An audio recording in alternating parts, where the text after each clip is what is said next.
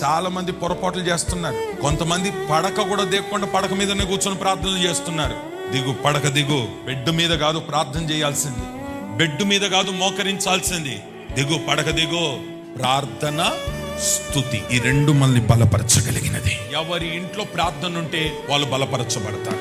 ఎవరి నోట స్తుతి ఉంటే వారు బలపరచబడతారు. ఎవరి గృహంలో ప్రార్థన ఉంటే ఆ గృహాలు దీవించబడతాయి. ప్రార్థన నీ ఇంట్లో ఉంటే, ప్రార్థన గోపురం నీ ఇంట్లో ఉంటే, ప్రార్థన జీవితం నీ ఇంట్లో ఉంటే, ప్రార్థన అనుభవం నీ ఇంట్లో ఉంటే శత్రువు నీ ఇంటి మీద దాడి చేస్తాడా? ప్రార్థన ఉంటే బలహీనరాలు అవుతావా?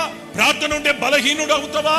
అవో, ప్రార్థన ఎక్కడ ఉంటుందో అక్కడ నువ్వు బలవంతుడుగా ఉంటావు. ప్రార్థన ఏ గృహములో ఉన్నా ఆ గృహము ఓడిపోదు. నీ పిల్లల్ని పొద్దున్న లేసి ముద్దాడొద్దు, మోకరింపచేయి. నీ పిల్లలు మోకాల మీద ఉంటే దేవుడే నీ పిల్లల విషయంలో జోక్యము చేసుకుంటాడు. ఏ ఇంట్లో ప్రార్థన, ఏ ఇంట్లో స్తుతి ఉంటుందో ఆ రెండు ఉన్న ఇల్లు బలపరచబడుతుంది.